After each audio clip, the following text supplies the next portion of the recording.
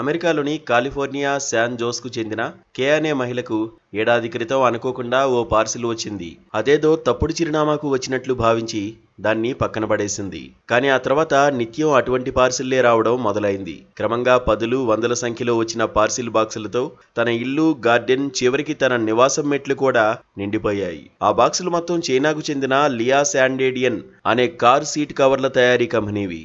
ఆ సంస్థ దాని రిటర్న్ అడ్రస్ గా కే ఇంటి చిరునామాను ఇవ్వడంతో కస్టమర్స్ తిరిగి పంపిన నాసిరక ఉత్పత్తులు ఆమె ఇంటికి వస్తున్నాయని గుర్తించి ఆమె 6 సార్లు అమెజాన్కు ఫిర్యాదు చేసింది.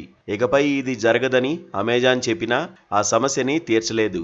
ఒక దశలో $100 ఇస్తామని, ఆ బాక్సులను డొనేట్ చేయమని లేదా పారవేయమని అమెజాన్ ఆమెను కోరింది. కానీ కే దానికి నిరాకరించింది.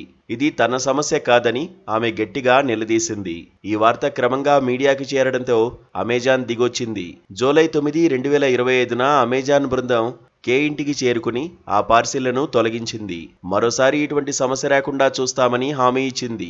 నిజానికి అమెరికాలో ఇంటర్నేషనల్ సెల్లర్లు రిటర్న్ పార్సిళ్లను స్వీకరించేందుకు ఓ చిరునామా ఇవ్వాల్సుంటుంది. చైనా సంస్థ లియా శాండేడియన్ నేరుగా అమెజాన్ లిస్టింగ్స్ లో లేదు. ఇది ఘోస్ట్ సెల్లర్ వల్లే థర్డ్ పార్టీ సప్లయర్స్, ప్లాట్ఫామ్స్ వాడి విక్రయాలు చేయడం వల్లే ఈ పరిస్థితి తలెత్తింది.